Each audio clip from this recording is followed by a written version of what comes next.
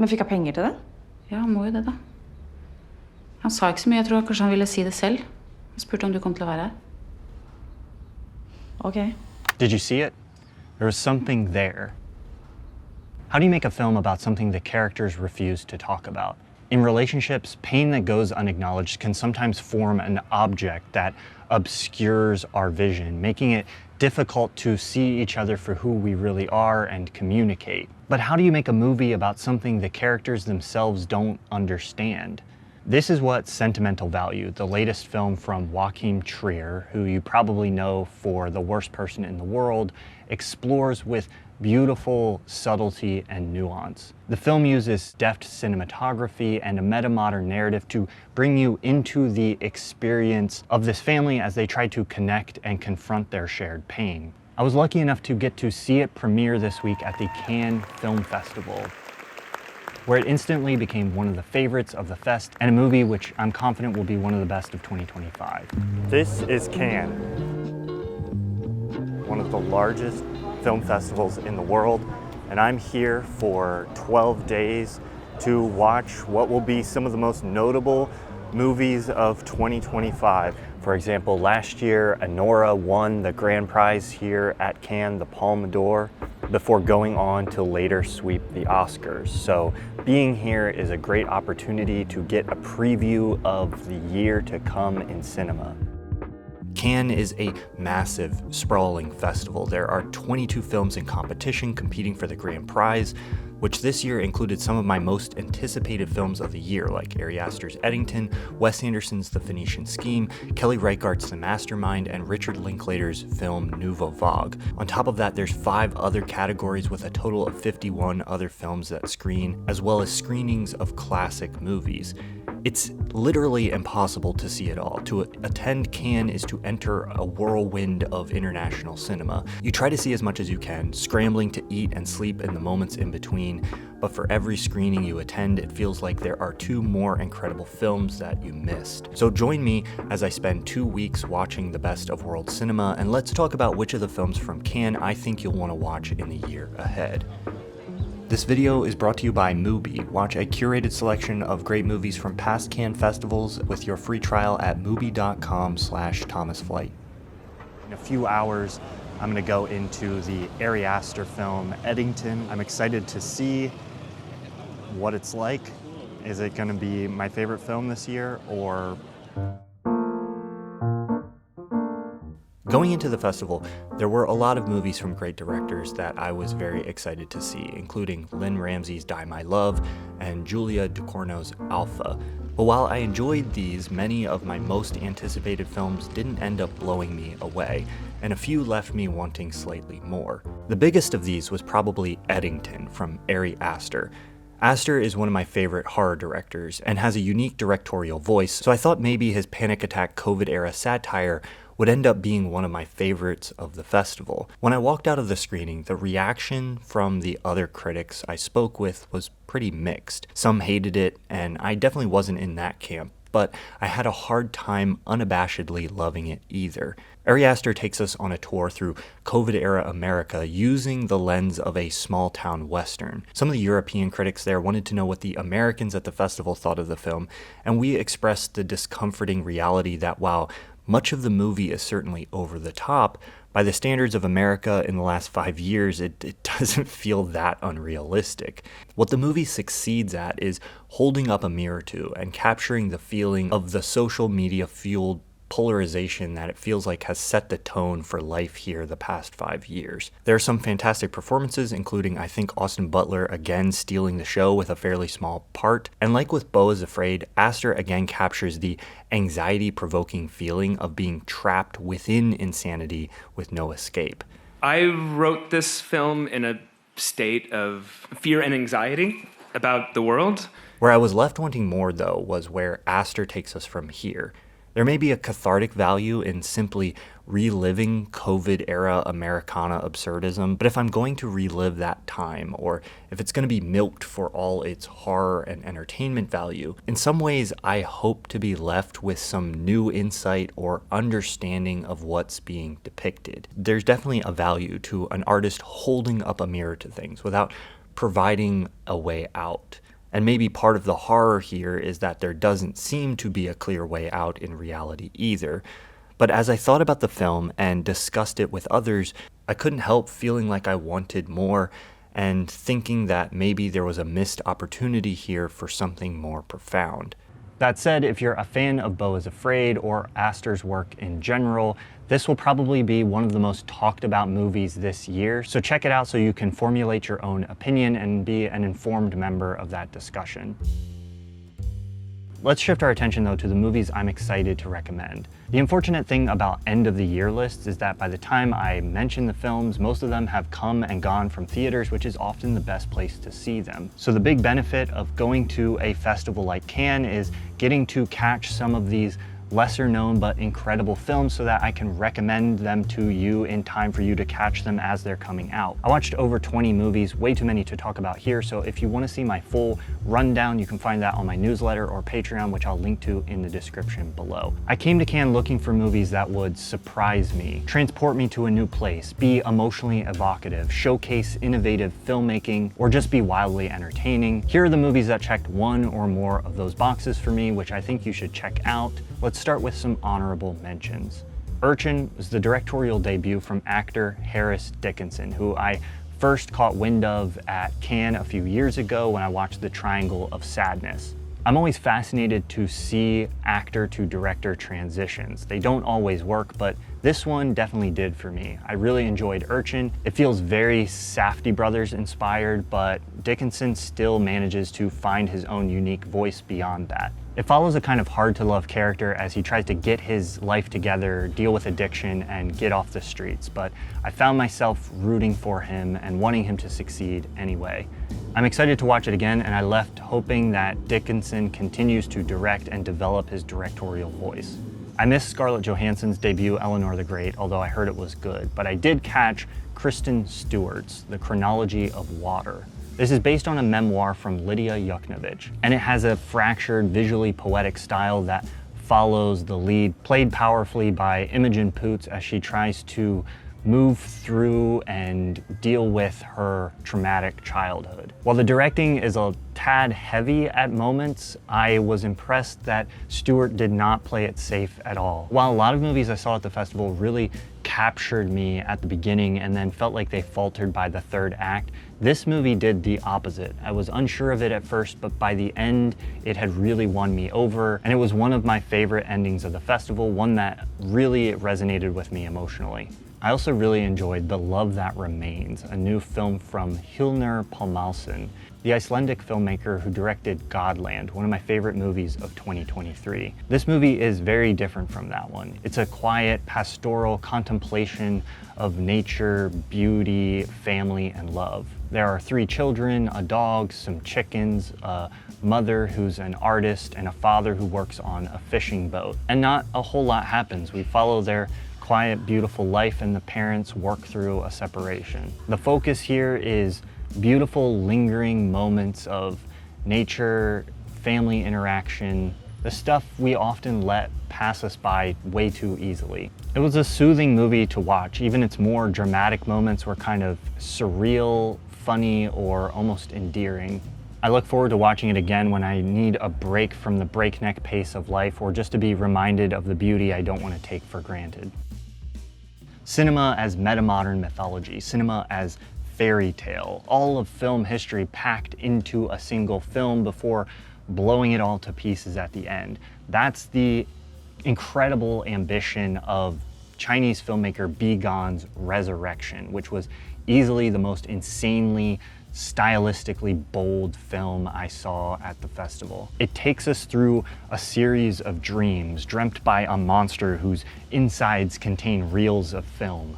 It starts as an expressionistic silent film evocative of early German works, and then evolves with each new dream, becoming film noir, melodrama, and culminating in a stunning one-take scene that traverses streetlight and rain-drenched alleyways on New Year's Eve. The ultimate meaning and plot of each dream individually and then their meaning collectively was basically indecipherable to me, at least on first watch. I'm not sure how much of this to attribute to lack of sleep and cultural barrier, and how much is just intentional dream logic, but given that the film pretty explicitly tells you you're watching a series of dreams, I think the bewildering quality is very intentional. Besides not really being able to make sense of it though, in terms of story, I was caught up in the film. It made me feel something, even if that something was just the power that bold imagery and cinema can hold on its own without plot. Cinema speaks, even without words, and sometimes our desire to understand story logically makes us overlook that power. Resurrection continually thwarts your interpretive capacity, but still captures your imagination. But ironically, it was a film that by the end felt like it left me more awake to the reality of cinema, to the theater I was sitting in and the fleeting finite nature of it all.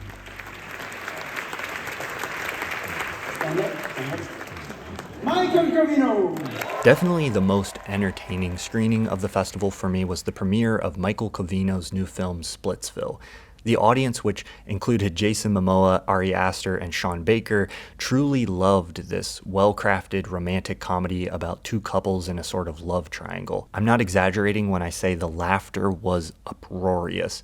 At the end of the premiere, after the applause died down, Covino said this: "We need to keep making cinematic comedies for Cannes, plain and simple." And I think cinematic comedy is a great way to describe this movie because it's not just about funny dialogue or comedic timing and performances. There are jokes that are made with editing, with cinematography, and especially with stunt choreography. This movie has probably the funniest comedic fight scene I've ever seen. I kind of thought maybe slapstick was like a dead art form, but it's alive and well, at least in this. It's not just that though, there's wit and there's genuine drama. I really was rooting for these characters. I can't guarantee if you go see this in a theater, everyone will be dying of laughter as much as they were here, because Cannes has some of the most expressive audiences that I've ever experienced, but it's worth checking out in a theater just on the off chance that you do get that experience, because this was a reminder of how fun it can be just to laugh together at a film.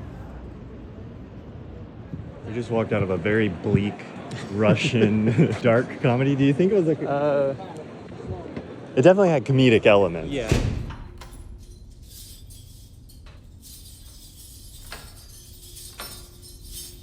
It's basically a film about this lawyer who goes on this mission through the bureaucracy of Stalinist Russia, and then I don't want to spoil anything, but let's just say It goes slowly. yeah, it goes very slowly.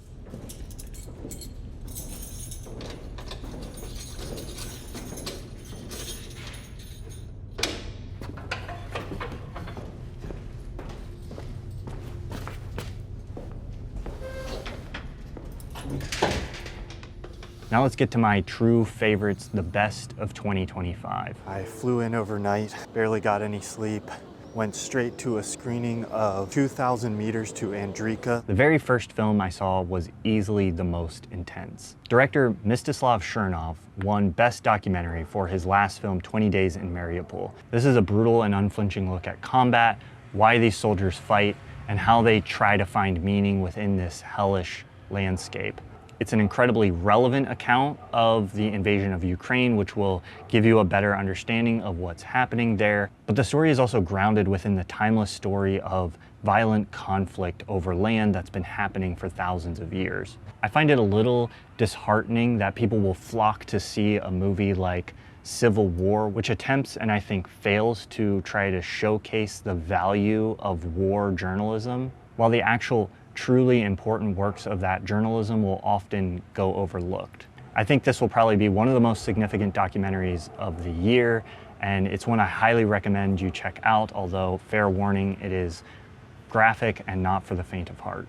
In direct contrast to that is one of the movies I saw at the fest that was just genuinely a fun time. Richard Linklater is one of those directors I encountered when I was young, who introduced me to just how much freedom is available in the form of cinema when you're just willing to playfully explore. Why not break all the rules? It's an energy he borrows directly from the French New Wave filmmakers. So I found it fitting that he chose to tell the story of the making of Godard's Breathless, probably the most influential film from the French New Wave. The pitch-perfect casting, thorough research, and period filmmaking make it feel like you're really watching something from the 1950s. Richard Linklater said in the press conference that he explicitly wasn't trying to make a Godard film, but a film that felt like it was shot by one of his contemporaries at the time.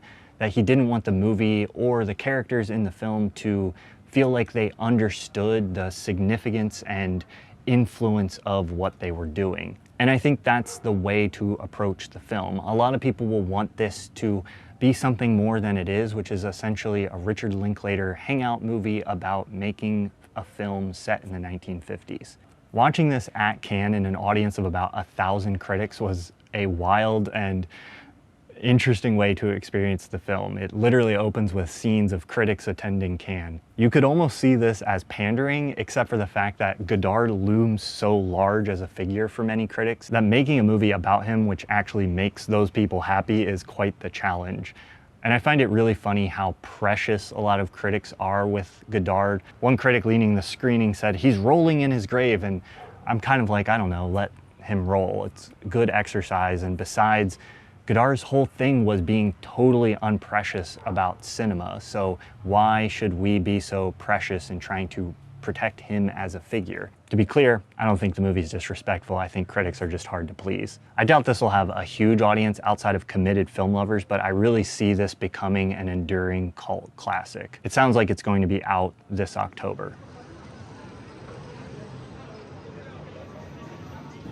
I'm up here on the press terrace near the end of the second day. So far today, I picked up a last-minute ticket to a press screening of Masha Shalinsky's second film, Sound of Falling. And this was a haunting, disconnected, sort of existential, horror, generational, coming-of-age story.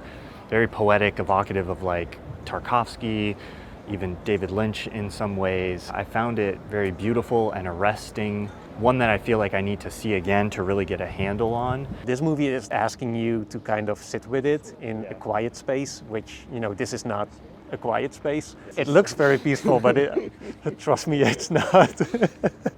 I was trying to like write down some thoughts about it myself, and it felt like you have this one single soul that's fragmented over these different points of consciousness, and they can all perceive like little bits of itself, but none of it is complete. None of it kind of coheres together, but like in the whole of it, like there is some kind of image that starts to form. The sound and production design are incredible, and I think this had my favorite cinematography of the festival. And within all this, it explores oppression, objectification, unhappiness, and death through the interior experience of the women at the center of the story. I spoke with Louise Hayer, one of the actors from the film, and asked her if the beautiful, poetic, dreamlike quality of the film was felt while they were making it. And she said she could feel it even in reading the script, describing how the script talked about the feeling of looking at the sun with your eyes closed, something that the movie actually manages to capture. It's perhaps a little too challenging and avant-garde to be a huge awards contender this year, but it's hauntingly beautiful and will linger in the minds of those who choose to seek it out. I don't think it has a release date yet, but I was excited to see that Mubi picked it up, so hopefully we'll get a chance to watch it very soon. Cannes is maybe the only place I would hold a schedule like this. I was up till 3 in the morning. It's 7 a.m. right now. I'm walking down to see a movie at 8, and then I'll probably honestly come home and sleep for a while. Day 5, I think.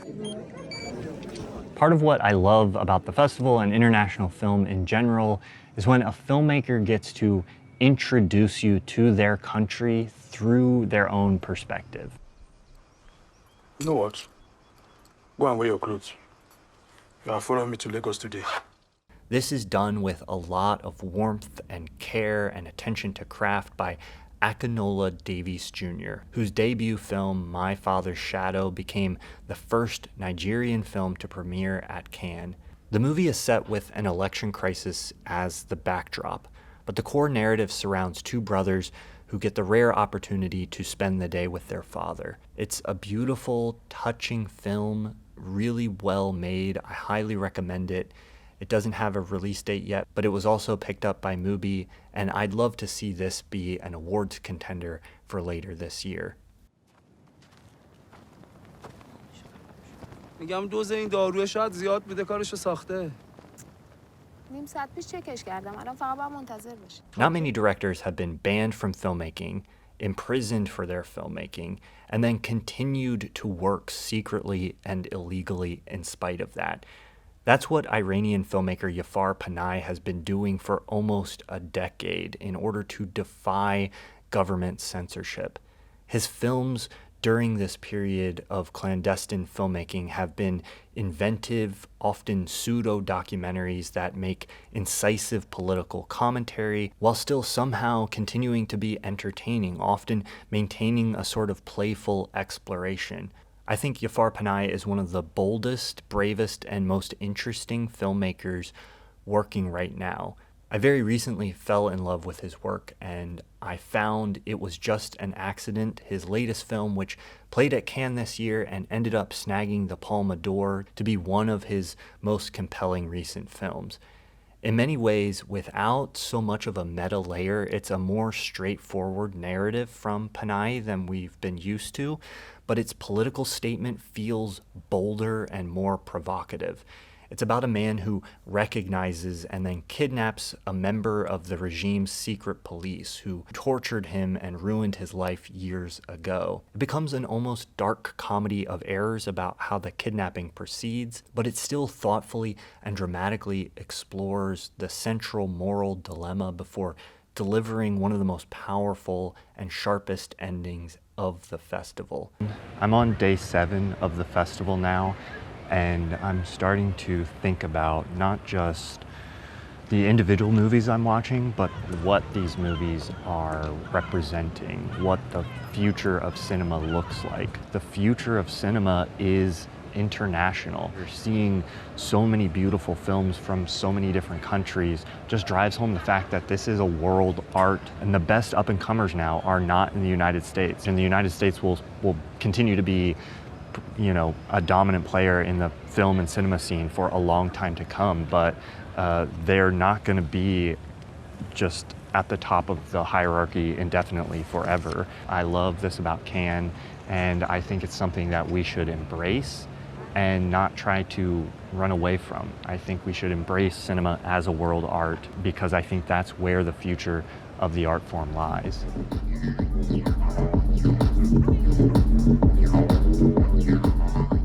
A father wanders through a desert rave searching for his daughter. Having no luck, he and his son band together with some experienced ravers for a cross-desert journey to find her.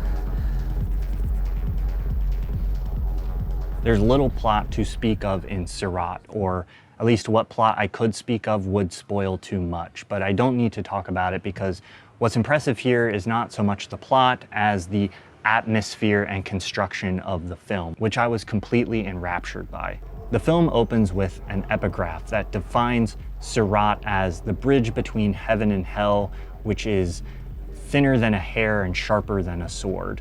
This might seem initially disconnected from lingering shots of trucks driving through the dusty swirl of the desert set to pulsating bass lines, but that journey eventually brings this well-performed group of misfits and us into a confrontation with that Sirat. I found myself really invested in these characters despite their minimal development, and even though I watched this very early in the fest, I find myself still thinking about these characters now. I also found the use of electronic dance music really interesting here.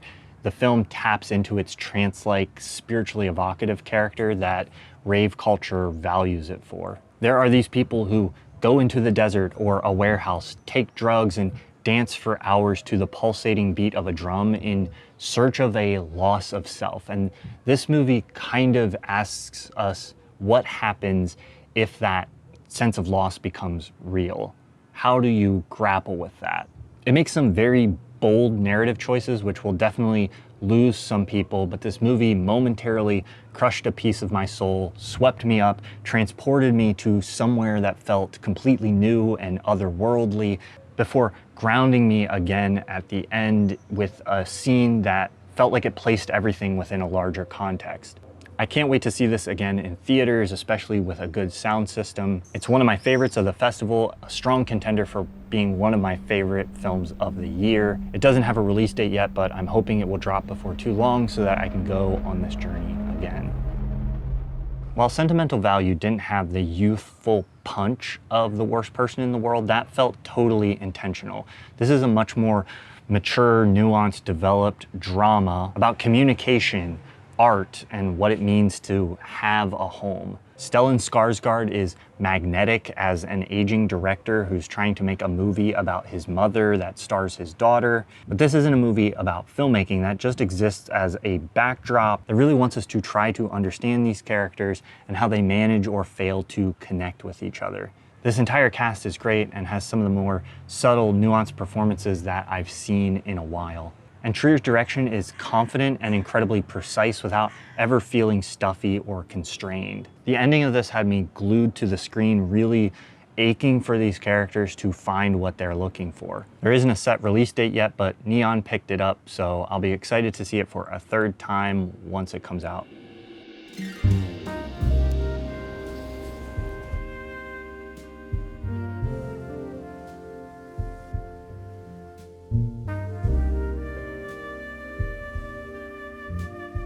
We're in the home stretch here. I'm exhausted. There's only one day left. You can tell the critics are getting tired. This afternoon, I'm gonna watch Barry Lyndon. They're screening a new restored print. It feels like that'll be a nice break for my brain to watch something that I'm not having to evaluate or really think about as I watch it. And then after that, we have the Kelly Reichardt film Mastermind, and then we've pretty much wrapped it for the festival.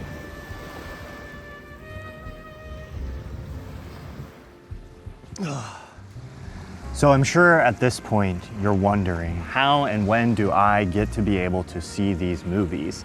The thing about a festival like Cannes is movies come here before they have distribution. They come here to get distribution a lot of times, and so they might not come out for months or sometimes a year or more. Luckily, one of the distributors that's picked up a lot of great films this year is Mubi. Mubi is an online, hand-curated streaming service that has been sponsoring my channel for years, and it's cool to see them embrace the production and distribution of some really incredible films, including Kelly Reichardt's The Mastermind, which I just saw last night. I thought it was a really beautiful, understated film, and it'll be out on Mubi eventually for you to watch. Mubi will also be distributing The Sound of History, which was one of the in-competition films here, and two of my other favorites from the festival, Sound of Falling and My Father's Shadow. And if you don't want to wait for those movies to come out, they have a curated selection of great films from past Cannes festivals available right now that you can check out. You can also see big players from last year's Cannes, like The Substance, on Mubi. Check them out, sign up at mubi.com/ThomasFlight, get that extended 30-day free trial. And thanks again to Mubi for making this video possible. Say goodbye to the people, Tom. Bye. Till next time. See you next year.